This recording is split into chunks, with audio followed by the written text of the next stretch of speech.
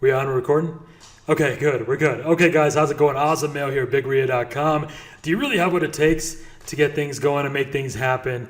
This is a scientific approach. I'm about to go over 30 questions with you. This is the Team Awesome psychological profiling and categorizing. I actually worked on this years ago with an FBI profiler, and then myself, when I worked in the intelligence community, a lot of the work I did was interrogations and training people in interrogations. And basically, well, let me tell you a quick fun little story here. This is what this is all about today. When I used to, I graduated, I went to a place called Carmel High School, and there was these basketball courts in Carmel High School. And growing up, we didn't have money, and we used to live in this apartment complex that was right next to the Carmel High School stadium. And if you looked at the apartments, you could see the apartments, you'd see the income level of those people. And then if you just turned and looked to the right, on the other side of Keystone, you'd see a place called Smoky Row. That's where you had the $1 million, $2 million, $3 million houses, these mansions, right?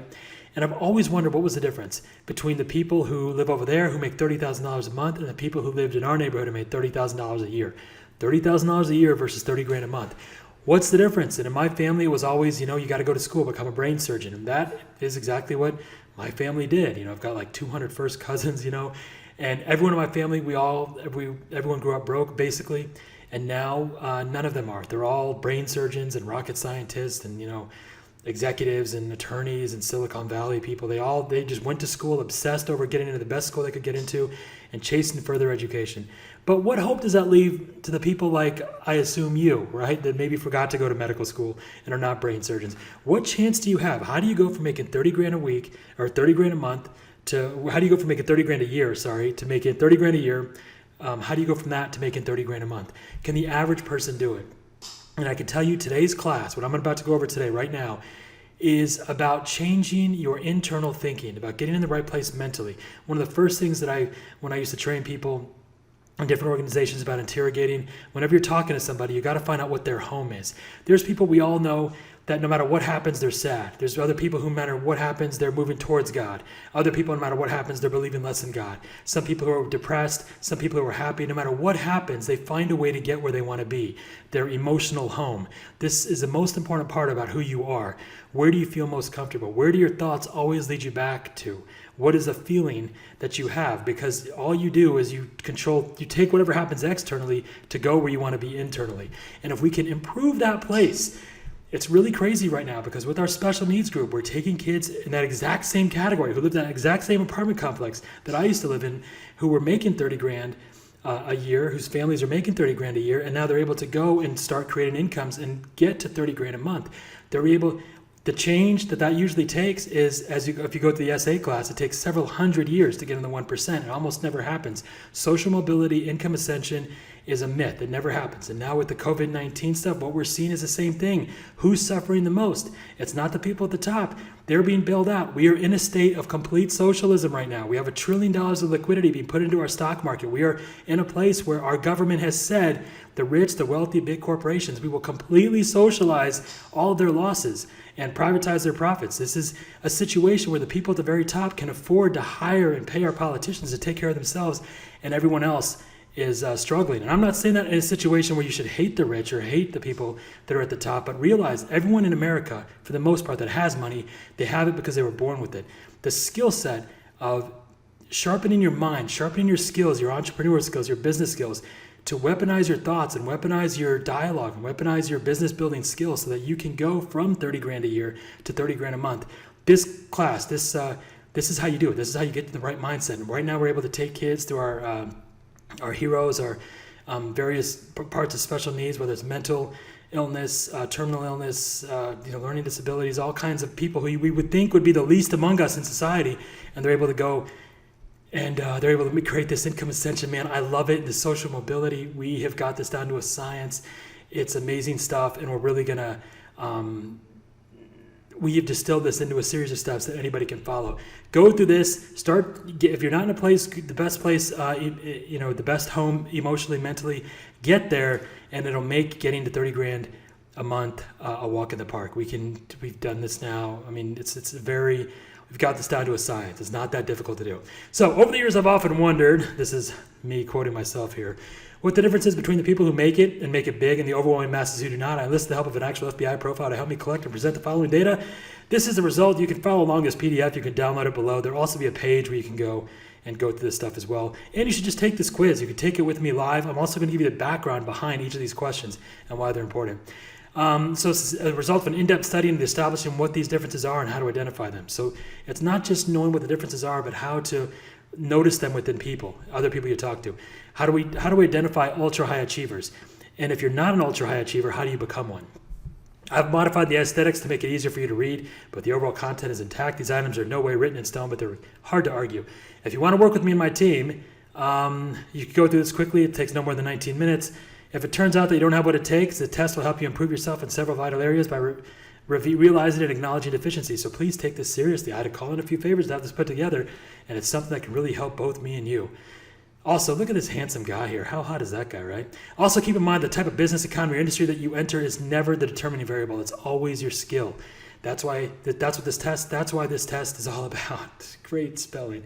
That's what this test is all about, I should say, and help you discover whether this is for you or not. If you're thinking about applying to become a student, this is a requirement. Go through this test.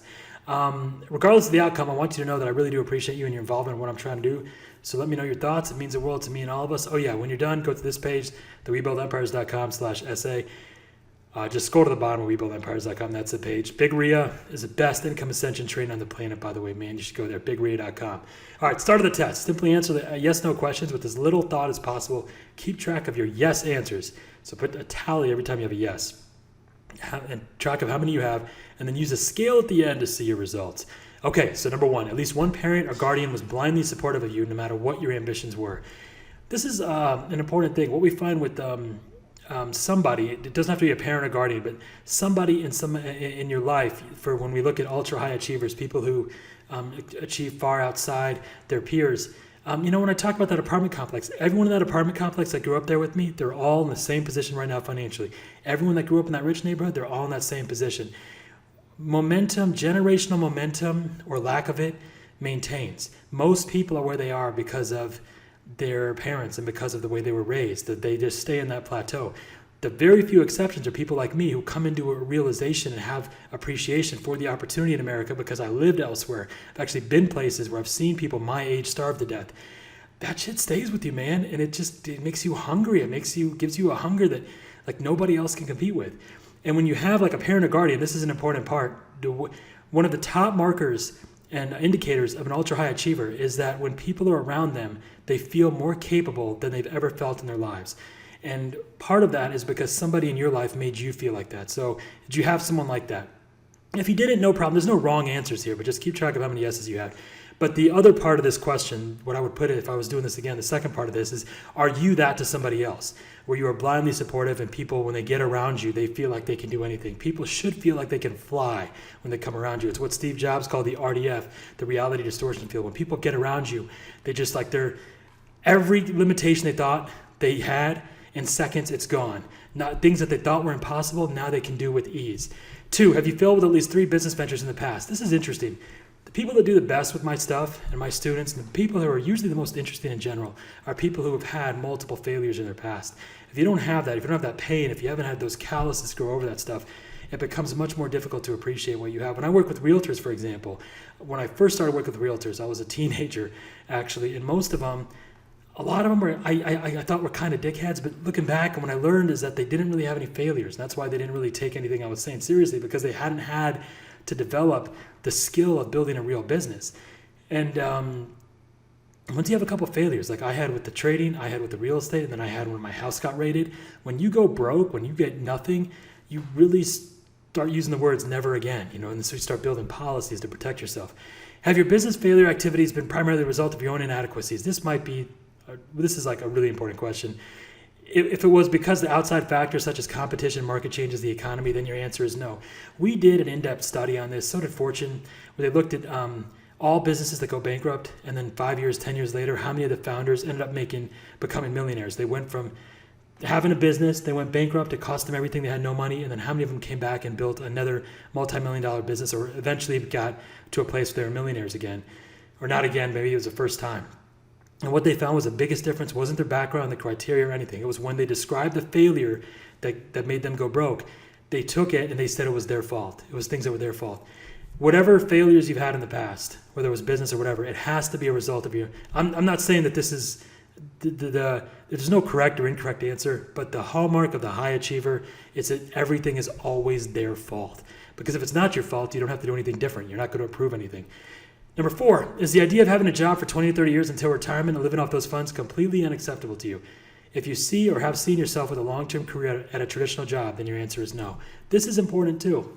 Ultra high achievers want to be part of a cause, not part of a job. A lot of people, this is what they're bitching about. The job, the unemployment rate, they just want to have this. Most people, less than 3% of the population is entrepreneurial. So about 97% of people, if they're honest, they would see themselves at a job. They'd have no problem with that. Number 5 is your current spouse, partner, enthusiastic, supportive, or heavily involved in your business ventures. The best way this works is if they're completely uninvolved.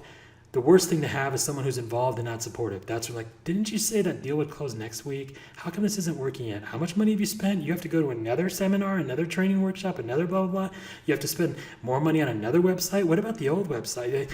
When somebody's involved but not supportive, you're going to shoot them in their sleep. And honestly, if it's a judge or if it's a jury of your peers, of other business people trying to make things happen, they won't convict you.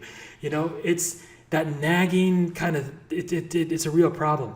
And what ultra high achievers have always done is you surround yourself with people who are either supportive or get the fuck out of here. Don't even talk to me about anything, right? Just stay out of it. Don't be involved and not supportive. This is a big problem I had with my family. They were all involved and nobody believed in anything. And that doesn't last very long because it's just like pretty soon, the way people feel about your dreams and ambitions, I remember writing this years ago, it shouldn't change how you feel about your dreams. It should change how you feel about them. And I remember thinking, like, once you get that in your head, and everyone does. I mean, just read any book about any achiever, and this is stuff that you're going to see. These are the indicators. Everyone goes through this, but it's how you go through it and the conclusions you come to. Okay, have you helped a complete stranger in the last 6 months without expecting or receiving a reward or recognition? One of the other hallmarks of ultra high achievers is they help people. They have a genuine need to help people. I'm not interested in helping you build a business so that you can make money and sit on a beach. I work with people to help them build a real estate business or other companies so that they can make a cause, a real difference. If you look at all the work we're doing right now, look at the stuff we're doing with Anna and our special needs project and we got now our cold cases going. We've got all kinds of really cool stuff going. All this stuff is we're taking, the business is a secondary part. The main part is the cause, the movement, the social improvement that we want to make in the world, and then we build a business around that. Number 7, have you had a consistent dream since childhood that you feel you are destined or called for? One of the top things you'll find with ultra high achievers is they have a destiny. I don't want you, the whole point here, and if you don't have these things, by the way, the first thing you want to do is adjust your thoughts to get to that. What should you be doing? What have you been touched by God or the universe to do?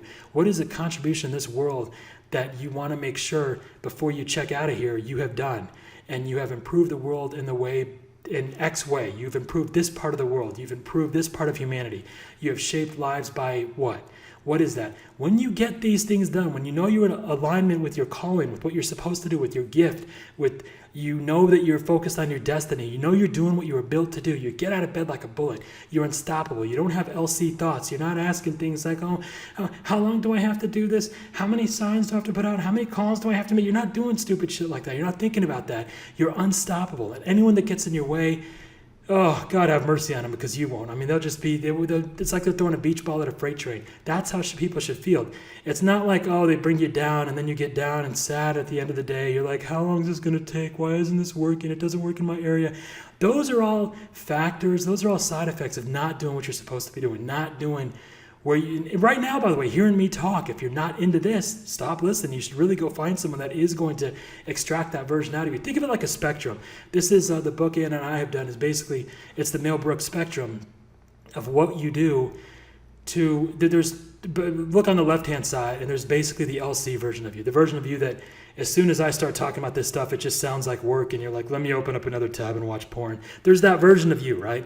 But then on the other side, the other extreme, there's the other version, right? The version of you that gets in shape, that watches what they eat, that is an absolute machine, that is going at it nonstop, that is psychotically driven, recklessly focused, and driven and moved to create changes, to help people, to change create income essential for themselves, the people around them, and to spread opportunity, love, optimism, hope, to spread, good things, to improve the world, and, milk every moment out of every day, and make sure that with the limited time that we have left, you're doing the absolute most. So when you're at the end of your life, you know that you spent it and you did the things that you were meant to do. There's that version of you, right? That's just unstoppable, on fire. You're doing what your soul was created to do, right? When life was breathed into you and you took that first breath, there was something you were supposed to do with your life, with the time you have, and you're doing that, right?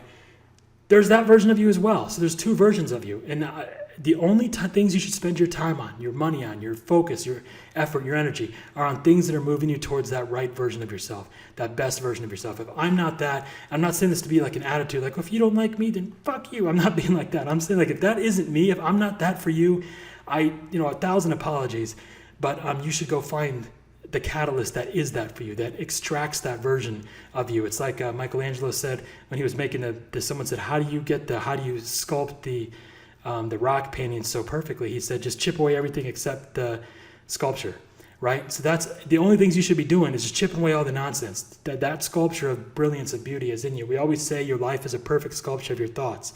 If you don't like your life, it's the first thing that's got to change is your thoughts. So you wouldn't be here if you didn't feel like this. I'm certain that you have. You're destined and called for something great, to be a part of something great, to be a part of a movement. I absolutely believe everyone has that brilliance in them. It may have been buried with nonsense and BS and porn, and if you don't control your emotion, the place you call home, the media is more than happy to do it. They're more than happy to take your emotion. They're more than happy to get you triggered. Every time you get on YouTube or Facebook, I'm including that in the media. They have the highest paid people, you know who they are? They're social engineers, people who look at human behavior. They're psychologists. They look at your search patterns, your transaction history, all your credit card data. Everything you do is tracked. And they look at how can we influence this person. One of the most important testimonies on Congress was when Facebook admitted that they do mood altering news. They show you different clips and news to see if they can change your mood based on the conversations you have with people that they track and your updates on your mood, on your status. They are actively trying to manipulate their own users to see if they can control them emotionally. And it's easy to do when you don't control your own emotions. The media will do it for you, and they'll make you a brainless dickhead. Don't let that happen. Control your thoughts. All right, number 8. Have you ever excelled in any sport or competitive activity? One of the top parts of an ultra-high achiever is they just want to win, and that starts very, very young. If that's not the case, start doing something now that you want to win at. That becomes addictive. Just playing the game is a reward enough. It's not about the money. At the times when you had extra money where others in your life benefited as well, one of the main things that happens is as soon as you have something, you want other people, you want to scream from the rooftops and help as many people as possible. 10, do you believe that one person's actions, inspiration, and or vision can change the world? Most people do not live their lives as if they believe this. But we've done a lot of polling data on this. Most people, if you ask them and you put the question in this way, that one person's actions, inspiration, and or vision can change the world, they absolutely say yes. When they say, do you want your kids to believe that one person's actions, inspirations can change the world, vision can change the world, they say absolutely yes. Do you believe that your children they are that one person whose actions, inspiration, vision and or vision can change the world? They say yes. And then when you ask them, do you believe that your actions, inspiration, and or vision could change the world? That's where that number drops. You're at like 70, 80, 90%. That number drops to beneath 30%. People, when it comes down to their own vision, they don't believe in what they're doing. They don't believe in their own actions. They don't have inspiration.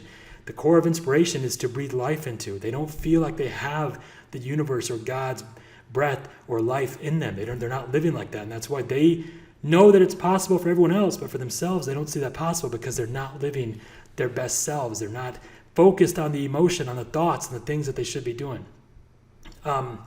Okay, do you value, that's where most people are at, but ultra-high achievers absolutely believe that. Do you value learning for the sake of learning? Are you fascinated with what some call useless knowledge? Most people, you have any conversation with what they call ultra-high achievers or the exceptional IQs, and they could talk about anything. And if you know something that they don't, so if you're like really good at marine biology or something like that, they're going to ask you 50 questions. They just want to know more stuff. And the smarter you are, the easier it is to get smart because you have a template of how to learn things really quickly and how to understand things, really quickly. Okay, and you just become hungry for knowledge, hungry to learn. That's one of the hallmarks of the ultra high achiever. Number 12, do you actively seek guidance and advice from others without being fearful or admitting they may know more than you? One of the best things to do is say, hey, I'd really appreciate your help on this. Seems like you really got this figured out. Endear, flatter, engage. It's a dialogue algorithm. A lot of guys have a problem with that because they don't want to say sorry. I look like a pussy if I say I'm sorry. Or they don't want to ask, they don't want to mention that they don't know something or admit what they think is a shortcoming. The thing is, when you disarm yourself, one of the best ways to get someone to disarm themselves is to disarm yourself. And then you've got them eating out of your palm.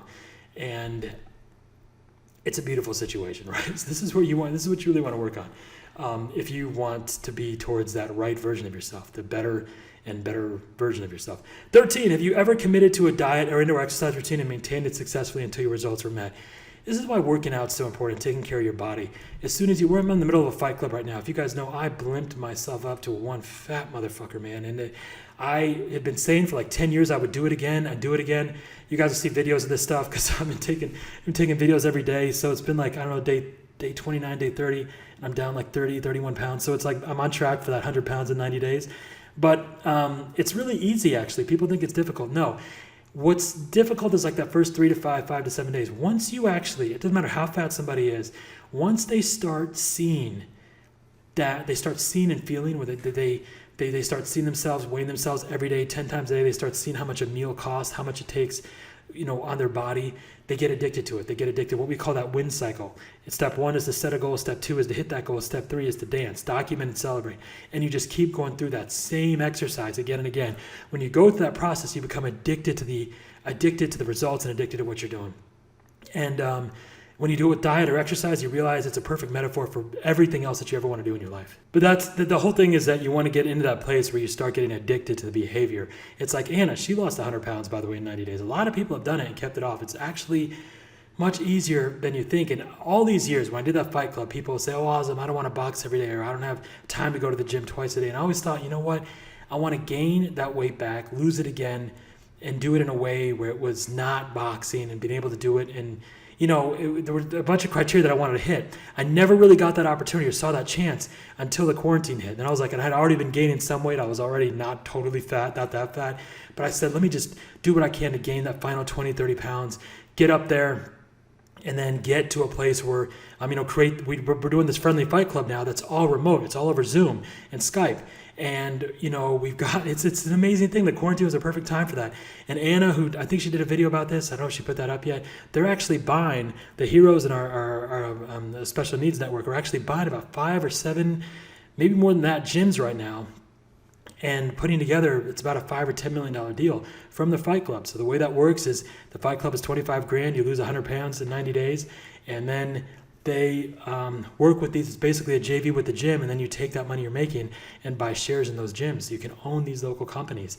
It's really insanely profitable, and it's a great thing to do. And it's something that, again, this is one of the things that I've been touched to do, to help people learn about diet and exercise. And although I'm sometimes not the best example, the idea that once you can, you treat your body better, the differences it can make in how everything is improved when you take care of your body. And so the people that say they don't have time to take care of your body, what do you have to do that's more important than your health? And if you don't take care of your body, where are you going to live, right?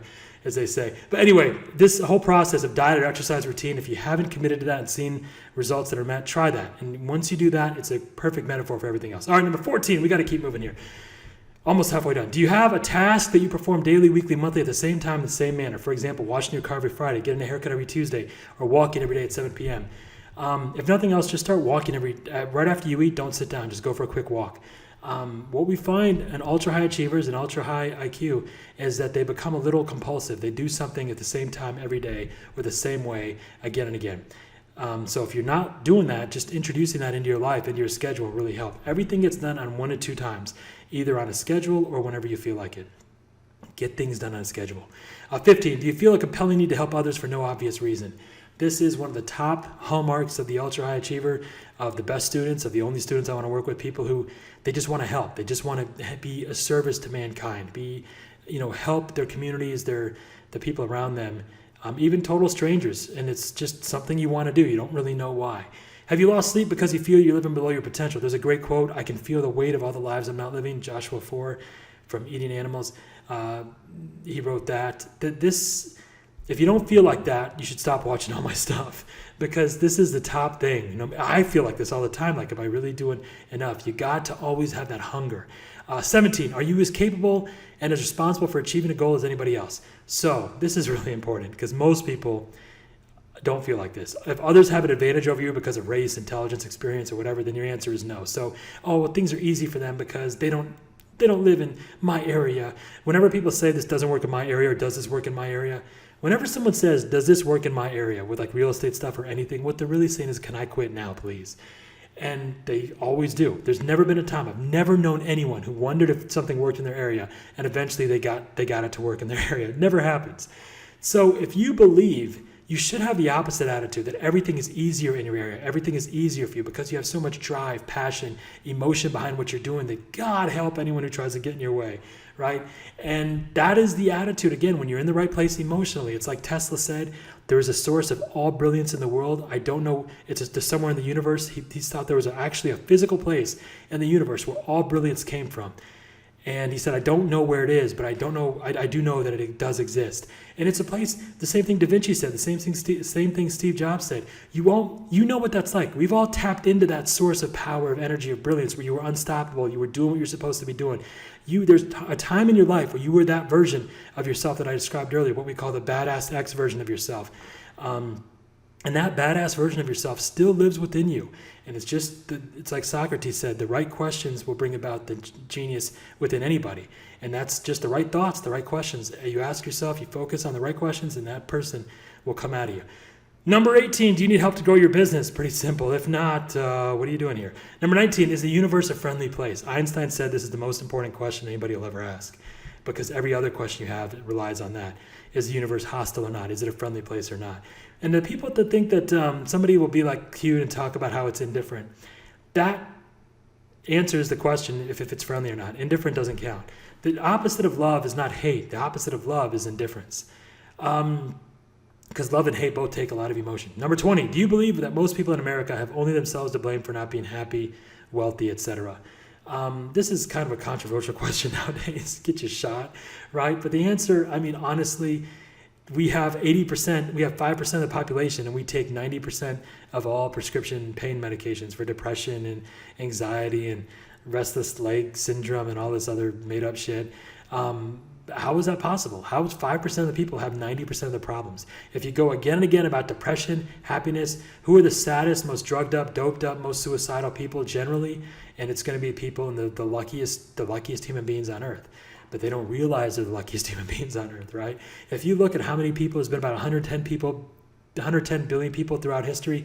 We're that lucky 5% that are alive today, that get the benefit of anything that's ever happened on earth. We benefit from it right now. And this time, this brilliant, radiant time that you and I get to dance and to be together in, this time right now, this is our time. We're in the light right now. And we won't be tomorrow, right? It'll be all of us. It'll be a new group of characters that get to benefit from. Shakespeare said all the world's a stage and we're just actors. A new generation of actors are going to be here a lot sooner than you and I think or want usually, right? And they're going to benefit from everything we're doing right now. The question is, what side of that were you on? Were you on someone who just benefited from previously, or you was somebody who made sure that others, the next group of actors here, benefited from what you did? And the first step is in realizing how lucky we are to be in America or to be in the West. Just the fact that you're listening to this, you're one of the luckiest human beings to ever live on earth. And among the people who live on earth today, the luckiest human beings, you are among the luckiest there as well. Man, just keeping that in you. It's got to fill your belly with fire, man. You gotta feel it. If you don't, then you're not going to get very far. 21, if a business goes bankrupt, is the owner always the most at fault? It doesn't matter what happens. The answer is always going to be a yes or a no. The people who say no, that's their emotional home. They're always thinking things aren't their fault. It's always somebody else. They always blame someone else. Number 22, do you make it a point to make people you come across feel better? This is one that I work on and people work on. But what you'll find, again, when you look at ultra high achievers, when you look at people who are the people that go from 30 grand a year to 30 grand a month, the very few people who do make that happen. One of the hallmarks of those people is that they make people feel better. They make humans feel like, wow, my entire life I've been settling for much, much less than I could be doing. and they feel grateful for meeting them. They just come across them just briefly in brief interactions. They make people feel like they can fly. Number 23, if you were given guidance advice, but it was delivered rudely, would you still follow the instructions without being threatened or feeling attacked? Or does it have to be nice? Everyone's a snowflake, right? But there's certain people that are always looking for brilliance, always looking for that little gem. Doesn't matter how it's delivered or even if it was meant for them or not. And those are the people who go the furthest. 24, is procrastination or delay of implementation a problem that you need help with? No matter what, no matter where you are, the answer generally for the highest achievers is always yes, because no matter, right now we're in a time where the distance from idea to $1 billion has never been shorter, never been easier, never been more easy to achieve. What that tells you, me and all of us, is that procrastination, no matter how quick and fast acting we think we are, delay of implementation really is going to be the killer of your business. Or a killer, I should say. The biggest killer is laziness, lack of gratitude, lack of perspective. 25, if somebody else has accomplished a goal that you were striving for, losing 50 pounds, making 30 million, climbing Mount Everest, is it your fault if you don't achieve similar results? If the other person's experience, natural ability, other characteristics are a factor, then your answer is no. This is an interesting one because a lot of times people will say, oh, well, he does this, or he had more time, or he didn't have kids, or he was in a better area. When you hear somebody's making $100,000 a month, for example, when I tell you a special needs kids or whatever our project, whatever I'm working on, we talk about somebody's making, Anna just built essentially a $50 million business during a global pandemic. And while everyone's freaking out, thinking nothing is possible. And she did it very easily. When you hear that, do you think that she has something you don't? Natural ability, her experience, other characteristics? Or is it absolutely your fault for not achieving those same results, not being able to recreate and reproduce those results? And you know that if you just got better trained and if you just got hungrier and you just worked on things internally and got yourself better trained, you could absolutely achieve that. Or do you think that no, maybe if you got the same training, the same everything, there's other factors why you would be inferior in your achievement? That's really what we're asking here, because ultra high achievers always understand that if anyone can do it, they can do it. And even if no one's done it, they can still do it. It's just a matter of getting yourself trained or finding that right edge. 26, do you feel that anybody in your life can use your help and help you in some way? Basically, everyone you ever come across is there for a reason. What you'll find is people, Steve Jobs said this, you can't connect the dots looking backwards, only forward. So you have to do things knowing that in the future they're all going to connect, meaning that essentially everything is connected. 27, do you believe that scripted conversations and presentations are vital to persuasion having high compliance rates? Or do you think people don't use scripts don't work? This is an easy one. 28, do you believe that training practice should be far more severe than the live performance? You only perform as well as you train. So should your training be, or should it be like brutal and like, massive? There's the old saying Manny Stewart used to say, if you survive the training, the fight will be the easy part. He was a boxing trainer. 29, have you ever performed a skill activity terribly, yet continue to pursue it at least for 1 year while improving your ability? If you've done that with anything, everything is just that, just getting better, whether it's playing piano, playing soccer, or anything, ping pong, whatever. You get better at it. You just become addicted to that process, where you get addicted to the process, not the result, the process, because the results come as a result of the process. 30, do you believe your business's success is rarely your fault, but the failures always are? Do you take responsibility and give others credit instead of taking credit and giving others responsibility? We've been doing this interesting experiment for some years now, where we will ask a business how their business is going. And if the business is going good, you ask them why. And they'll always say something that has to do with them. Oh, we take care of our people. Oh, we've got great inventory. Oh, we're just, we've got great referrals. We treat our people well, blah, blah, blah. It's something that's their fault. And whenever business is doing bad, or whenever they're struggling, ask them why that is. It's always the market.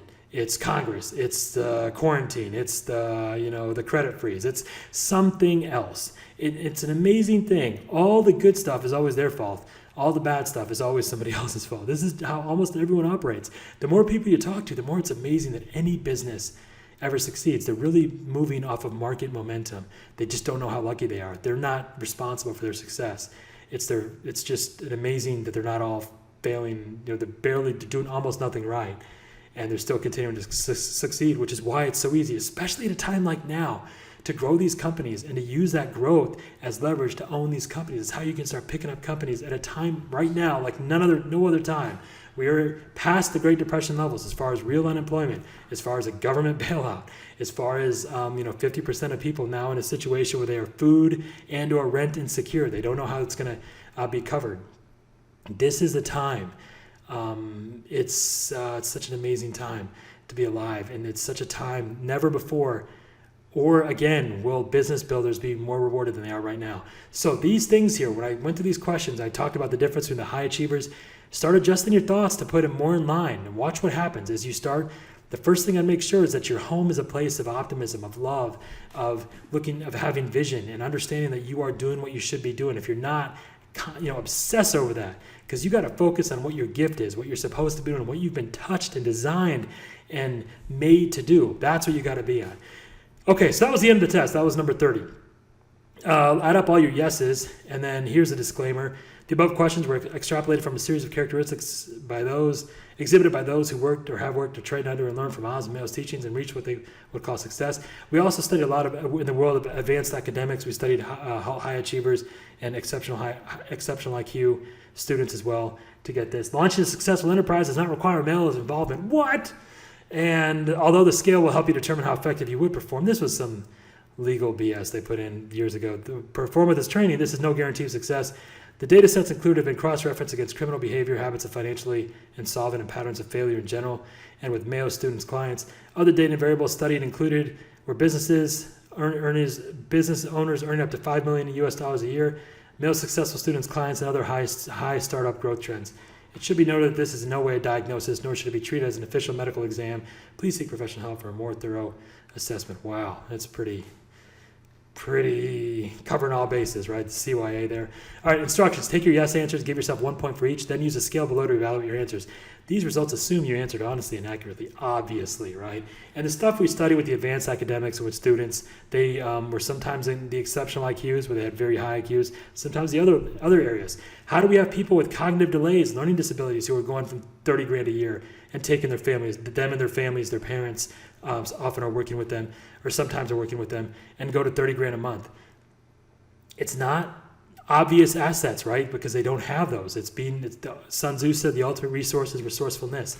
It is adjusting the things that we talked about here, making sure that you have a better home emotionally that you go to. The most important question you'll ever ask yourself is, how will I spend my time? And the most important thing you'll ever do with your time is to focus on what you think about. And if you don't do that, the media, our society will program you to be a real piece of shit, man. And they will have no problem doing that. You control what you think, you control what you feel, it'll ultimately control what you do. Everything you do is in the shadow of the emotion that you felt at the time. Like Emerson said, the number one thing you've got to do is control what you think about. It controls how you feel and controls what you do. And what you do, ultimately, nothing controls how far you go in life than what you do. 0 to 9. If you got 0 to 9, you may want to just put a bullet in your brain and end this all. You have a minimal chance of success. You're a victim and take little to no responsibility for what happens in your life. In your mind, things happen to you and not to others. You take no part in the blame, but more than your share of credit in case of rewards. It's unlikely that you will do anything of financial significance with your life. Wow. I was joking about the bullet to the head, but this is like serious. It's unlikely you'll ever amount to anything more than a turd floating in a toilet that doesn't work. So it's just sitting there and it smells worse and worse every time you try to flush. That's basically your life. At this time, you should not pursue the opportunity to work with Awesome, obviously, because the Awesome's going to shoot you in the head if you don't shoot yourself. No, if you're 0 to 9, you can go through these and change these answers. Start thinking about better thoughts and you'll get yourself up, okay? There's always hope. 10 to 12, slight chance of success. Read descriptions above and below as you're in between the gray area of these two groups. At this time, you should not pursue the opportunity to work with Awesome. 12 to 18, moderate, mild chance of success. You are not remarkably likely to reach lofty goals. Who wrote this? But with ambitious discipline, it is possible. So, generally, you should work on becoming more passionate and devout about your goals and beliefs. Following the steps to making them a reality. At this time, you should not pursue the opportunity to work with Awesome. 19 to 25, a good to high chance of success. So if you got 19 to 25 on this test, if you answered yes 19 to 25 times, you have a good to high chance of success. That's more like it, right? The higher your score in this group, the more likely you are to succeed. Read descriptions above and below as you are in between the gray area of these two groups. You should work on bringing your scores up. Until then, you should not pursue the opportunity to work with odds of 25 to 30. Extraordinarily high chance of success. There we go. Again, this is assuming you answer the questions accurately, honestly, and you weren't a pile of shit. The closer your score was to 30, the better. However, most in this group are highly ambitious, driven, and simply in need of guidance and accountability. I always say this, man. I work with people. Don't ever make this feel like work for me. That's the top thing. This has always got to be fun for me. That's all I do. I only want to do things that are fun. And it's like when I buy, lately, I love video games, right? And lately I haven't been playing video games for a while now. And I thought, why is that? And it's because the stuff I'm doing, it's like the work I'm doing is the video game, right? That's how it's got to be. It's why I don't want to work with dickheads. I don't care how many people I work with. I keep the group very small. I go for years without opening doors. I don't care because I only need one Anna to make 10 times what I'll make if I do what other people have done that are like in the real estate guru or internet marketing guru business. You know, they can work with hundreds, thousands of people. I'll make more money with Anna than they do working with all those people. They have to deal with all the dickheads and stupid questions. And does this work in my area? Right? I don't have to deal with any of that. And the number one thing I tell people when I work with them is you can never make this feel like work for me. Don't ever be a dickhead. Bring the best version of yourself. That's the only thing. That is a person. Don't bring this pile of shit. And then we have to within that shady blueprint, within that faulty foundation, we're trying to build brilliance on top of that. No. You need to bring the solid foundation. We need a solid home emotionally that you go to every day. Beautiful thoughts, amazing thoughts, having beautiful conversations with others and yourself. Right? When you're in that place. This is where you're driven, highly ambitious, and you simply need guidance and accountability to reach your goals. I always say, I want to direct the flow of the river. Don't have me out here praying for rain, because I don't do that. No matter how lofty your goals are, you can achieve them. This is the only group acceptable and recommended to apply for Awesome Student Alliance Project, RebuildEmpires.com. 25 to 30. If you're not at 25 to 30, get yourself there, because if not, you're going to be an aimless dickhead, and somebody's just put you out of your misery, and it's just not going to be pretty, right?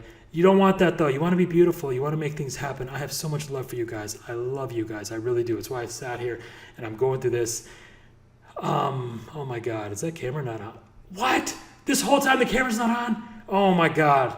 Oh, my God. I don't know if that's true or not. This is too long to do again. Oh, man. Guys, wait, I'm not sure. What are you saying? You're saying this video right now. Okay, was any other video?